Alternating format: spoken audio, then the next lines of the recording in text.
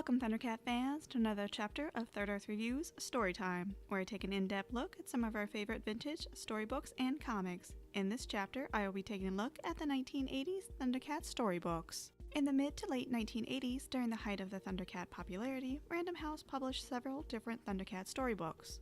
Some of these storybooks retold episodes from the original cartoon series, such as The Evil Chaser, while others had new adventures. However, it should be noted that these new adventures were from the UK storybooks and not from the books released in the US. Some of the vintage Thundercat books were packaged with a cassette tape or record to read along with the story.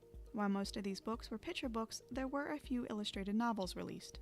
These 4 books were divided into 2 thriller books and 2 Find Your Fate books, which were stories told from the second point of view that allowed the reader to assume the role of the protagonist to make choices that determine the outcome of the story.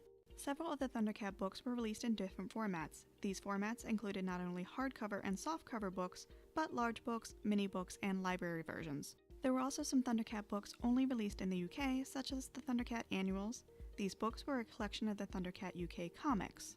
These annuals were published by Marvel and ran from 1987 to 1992.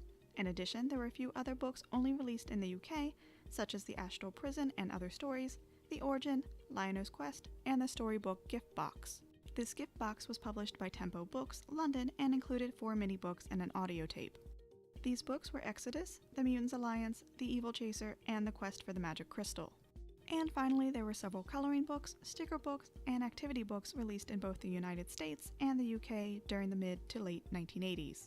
Overall, these books are a fantastic addition to any Thundercats collection. While the majority of the stories do not differ from the original cartoon, these books have some amazing artwork.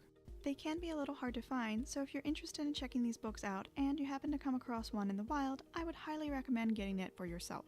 I hope that you've enjoyed this video. If you did, please remember to hit that like button and subscribe so you can check out all my other reviews. In the next chapter of Storytime, I will be taking a look at the Masters of the Universe Golden Books. So, until then, this has been Third Earth Reviews.